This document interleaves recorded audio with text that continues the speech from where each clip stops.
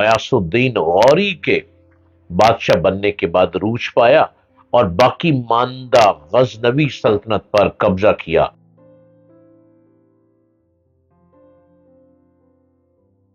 السلام علیکم۔ آج ہم تاریخ کے ان صفحوں کو پلٹتے ہیں جس میں افغانستان کے اخوانی بہادر قوم نے اپنے وطن کو کس کس طرح بچایا، کن کن لوگوں نے افغانستان پہ قبضہ کرنے کی کوشش کی، لیکن افغانستان کی غیور بہادر قوم اپنے آپ کو محفوظ کرتی چلی گئی۔ آپ دیکھ رہے ہیں یوٹیوب چینل ڈاکٹر جلیل اسلم آفیشیل، اور میں آپ کے ساتھ موٹیویشنل اسپیکر کے طور پر اور محبت کے وہ پیغام لے کر آتا ہوں جس میں ہر انسان ایک دوسرے کا دارو بنتا چلا جائے۔ تاریخ انسانی کی پہلی بڑی سلطنت ایرانی بادشاہ سائرس کوروش اعظم کی تھی۔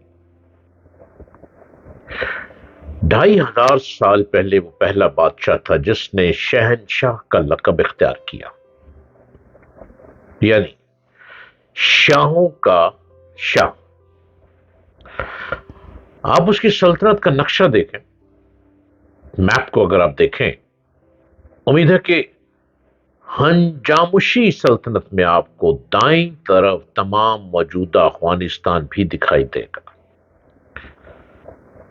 افغانی بہادر لوگ ہیں، لیکن بہت لوگوں نے وہاں پہ قبضہ کرنے کے لیے اپنے اپنے مفاد حاصل کیے، جو کہ سائرس کی ہنجامشی سلطنت کا ایک صوبہ تھا، یعنی موجودہ افغان علاقے ایرانی سلطنت کے مفتوحہ غلام تھے۔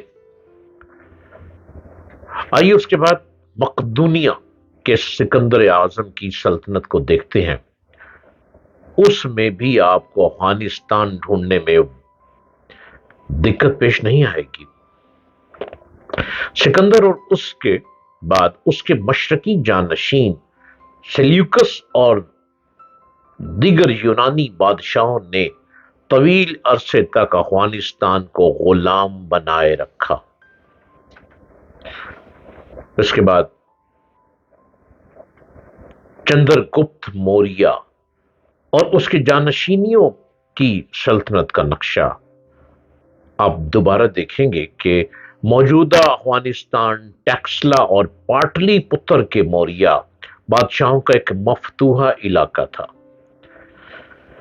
چند سو سال بعد کی اگلی بڑی سلطنت کو دیکھتے ہیں۔ ساسانی بادشاہ بھی افغانستان پر قابض دکھائی دیتے ہیں۔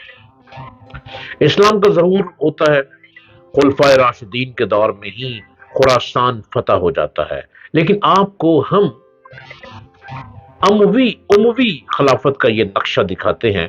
افغانستان اس میں بھی ایک مفتوحہ علاقہ ہے۔ امویوں کا زوال ہوا، عباسی بھی طاقت کھو بیٹھے، سمرقند اور بخارا کے سامانی بادشاہ اب افغانستان پر قبضہ کیے بیٹھے ہیں۔ یہ پھر ایک مفتوحہ علاقہ ہے۔ سامانی سلطنت کا زوال آتا ہے، اس کا ترک گورنر الپتگین اس وقت غزنی کے صوبے پر حکومت کر رہا ہے۔ وہ خود مختاری کا اعلان کر دیتا ہے، غزنوی سلطنت قائم ہوتی ہے۔ الپتگین کا جانشین اور داماد سبکتگین لاہور کے ہندو شاہی راجوں سے جنگ چھیڑ دیتا ہے، جو کہ کابل اور مزار شریف کے علاقوں کے مالک ہیں۔ یہ سب علاقے غزنی کی سلطنت کا حصہ بنتے ہیں۔ محمود غزنوی چار طرف مفتوحات کا سلسلہ پھیلاتا ہے اور ایران میں وسطی ایشیا میں ماورا النہر اور ہندوستان میں لاہور تک کے علاقے اپنی سلطنت میں شامل کر لیتا ہے۔ ترکوں کو یہ حکومت موجودہ افغانستان کے علاوہ بھی بہت سے علاقوں پر قابض ہو جاتی ہے، مگر پھر وسطی ایشیا کے سلجوق ترک قبائل اسے شکست دے دیتے ہیں، افغانستان سے نکال دیتے ہیں۔ اب ان کا مرکز لاہور ہے۔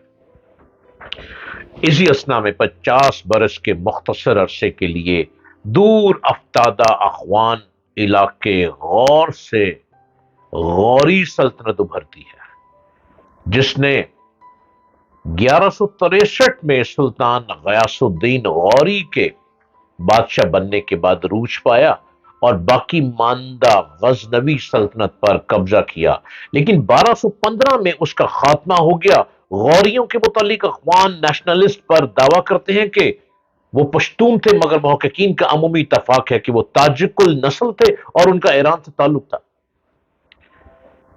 وہ خود کو شنسبانی کہتے تھے۔